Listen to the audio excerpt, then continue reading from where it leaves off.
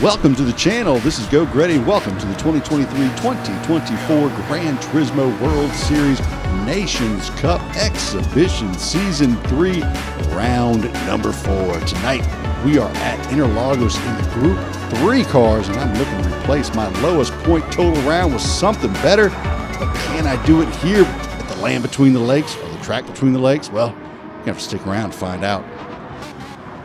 Quick look at the points total. I am first in a few categories here in my local area, and I need to drop that 285 with something better, improve that 11 to 15th. But that 149 from last week, why didn't you get a video? Well, I'm going to show you why I didn't get a video last week, because early in the race I did this, and I got front end damage and then proceeded to find myself in last place, just lapping by myself. So that wasn't too fun to watch or make a video about, so I didn't bother.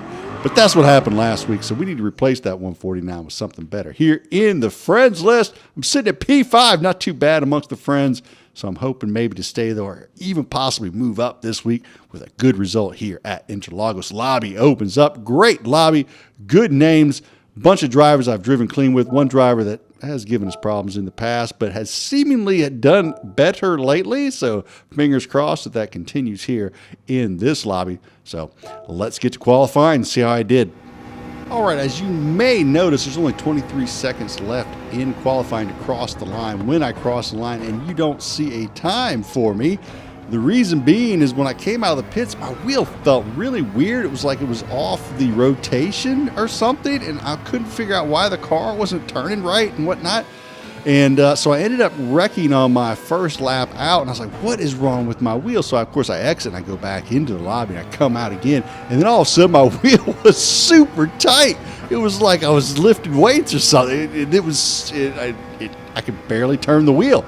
So I had to exit and then go back to the pits and exit out yet again. And finally, I came out with just enough time to cross the line with 23 seconds left, and the rotation on my wheel felt proper. It's the Fanatec CSL wheel. I have no idea why it doesn't ever really typically do that. So a little curious what's going on there. I don't know, but here's very stressful. I mean, I only had one chance to put in this qualifying, so a little timid in some spots here, not to try and overdrive the car. I had to put in a solid qualifying and, not do anything silly because I only had one shot at it. So as we come down the final straight here, I did manage to put in a halfway decent lap, cross the line with a 131.7 or 6, I believe it was, 131.6. So about 6/10 off Estates up there in P1, who I practiced with this week and had outstanding pace all week long. So quick congrats to him. Now this is a 5X tire wear race, a 2X fuel usage race, requires one pit stop, and you're only allowed the medium tires. So tires do come into play, and it's a grid start. So I was back and forth between the Porsche and the McLaren, the Porsche and the McLaren, Porsche and McLaren. Finally decided on the McLaren because of the grid start. Did not want to fall back in the pack on the grid start. So when the lights go out, no traction control needed for the McLaren. I'm just going to dump the e-brake right here, get a pretty good launch, and actually outpace the Lamborghini to my left there, heading towards the Senna S. Now you see the Corvette coming down on the right-hand side with an amazing launch. That is one of the reasons why I steered away from the Porsches. Equus Ferrum raced me the night before and just obliterated me on the start when I was with the Porsche. He just left me in the dust, and he was a spot behind me. And I was like, I can't, in the race, if I have more cars with good starting potential, I could drop 3-4 positions back. Extremely hard to pass here at Interlagos, so didn't want that to happen. Coming down through corner number 3 there, tires are cold. Some people made some mistakes there. Got one person went off the track in front of me, who is a Mihal V-Rod, and he picks up the half-second penalty right there at the start of the race. Brutal penalty. Now he qualified up there in the top 2, top 3 spots. So tough start there, dropping that far back in that first set of corners.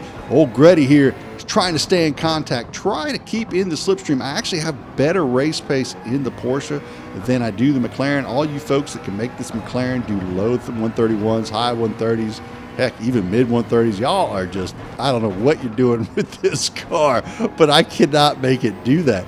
With the Porsche, I can run mid 131s without too much trouble as the cart lightens up a bit. Here, Mihal serves his penalty, and I pick up a real quick ready pass right here at the beginning of the race. But unfortunately, I lost the slipstream to Smideen and the folks up front because of the turmoil that was going on here in the back. Now, I don't know that I would have kept up with him anyways. I brake late there coming into the Senna S, giving Mihal a chance to take a shot back at old Gretty.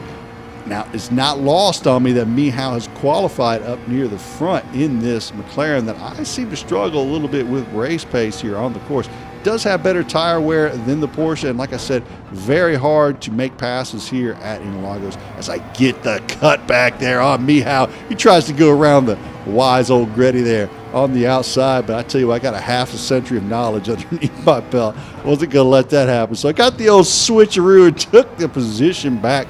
So a little early challenge here on lap number 2. And I'm just trying my darndest to catch back up here to P4. Really trying to push hard without over pushing the McLaren. Now, one thing is you don't have to worry about the tires in the McLaren. Tire wear is absolutely fine. You could probably, possibly pull a no stopper in this race if the pit stop wasn't required with the McLaren. But since it's required, the plan is to go in around lap 11, lap 12 or so. And hopefully, you know, I don't know, I'm not going to try to undercut anyone or anything. The difficult part is if you undercut, you might fall back in traffic behind you, and that's just such a danger here at Interlagos. Serve the penalty behind me, gives me a little bit of breathing room here at the beginning of the race, but I am in no man's land all by myself between the lead pack and the chase pack behind me. And like I said, I struggled a little bit with the pace in the McLaren. The Porsche, I was a little bit stronger. This is the point of the race where I wish I had the Porsche. I wish I could have the start of the McLaren and the pace of the Porsche, but I couldn't have them both. So what are you going to do? You got to pick one or the other. So I went with the McLaren. Does that turn out to be a good choice? We'll find out. I'm in P5 right now, and as we go into lap number 7, a little bit of pressure up there between Smideen and Roman GT3s. He makes a pass there on Roman. Smy's been racing a little bit cleaner lately. I don't know how he's doing in the daily races, but in these lobbies, no one's really been calling him out lately for being dirty, so hopefully he's learned his lessons. Always been a pretty quick guy, but for some reason would just all of a sudden run you off the track for no reason at all. It was a little frustrating, but hopefully he's learning his lessons. He's learned that racing clean and, you know, you can have a good time. As I get loose there on the curb and getting on the gas too early, and that allows Zwart Racing to get by me. I'm very careful not to run him off the track. That was my mistake there. Didn't want to get into the side of him as he was going around the outside there. Didn't want to put him into, you know, a precarious position like I may have done in an oval track race earlier in the year or last year. So I didn't want to get Zwart mad at me again. I was like, all right, he gets that position. I'm not gonna push him for it. Now, don't get me wrong, I'm a race Zwart here, but right here, I'm kind of in no man's land. I don't want to be on this outside line. I don't like it. I'd rather be on the inside line. So I end up getting a Gretty sandwich here between the two. I'm trying not to run Jack off the road to the right, and I'm not trying to hit Zwart off the left.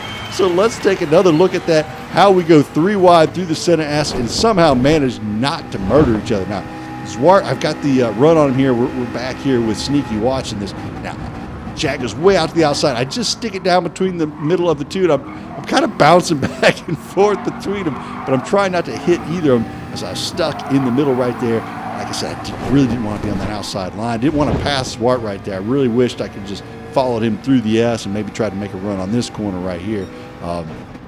He had that inside line protected. I didn't want to swing out the outside and then Jack come down on the inside and end up on the inside of me right there. So, you know, a fair play, I guess, right there to try and just stick it in the middle. On lap number 8, I'm getting pressure from Mr. Sneaky from behind there as he tries to sneak a look down the inside, backs out of it, tries to pressure me probably for a late break. But again, like I said, I got a half a century under my belt. I'm not going to fall for some of these moves. Mostly, you know, what's going to cause me to make a mistake is just hanging out in my rearview mirror for a while and putting the pressure on like he is doing right here, just absolutely right up my tailpipe here on lap number 8. Now, Sneaky, it was also pretty quick. He had really good pace. Zwart also had a little bit better pace than I did in the McLaren, to be completely honest. I was doing all that I could to stay within the slipstream. I just felt like when I tried to get on the throttle early, I was losing the rear end of the car. just really couldn't seem to hook up the corners that well as compared to what I was used to in the Porsche.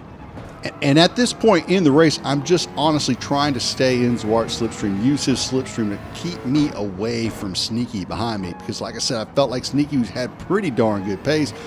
And I was doing everything I could to hang out right at this point in the race in Zwart's slipstream. I was really hoping to get a P5 or better to try and improve my points. So really, I'm what Zwart's position and possibly the next two in front of me. But I'm really going to need a strong second stint. Now, I have decided to stay with Zwart all the way until he pitted so that I could use that slipstream and be there if any mistakes were made. So I follow him into the pits here on lap number 12. This gentleman just singing in the pit stops. Don't know why. Guess he's having a good time watching old Gretty race.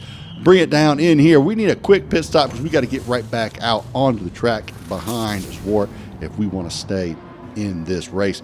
Come out of the pits, and there is Zwart right in front of me. So notice some people in the practice lobbies were putting some fuel in the car, like they were a little concerned about fuel usage, but not even in the Porsche did I really have any trouble running out of fuel. I usually had about a lap when I finished the race, so no problems with the fuel usage in the race. Didn't need to add any in the pits. Now, as we come out of the pits, I've got about a little less than a second gap to Zwart as we head down through the first corner after the pits.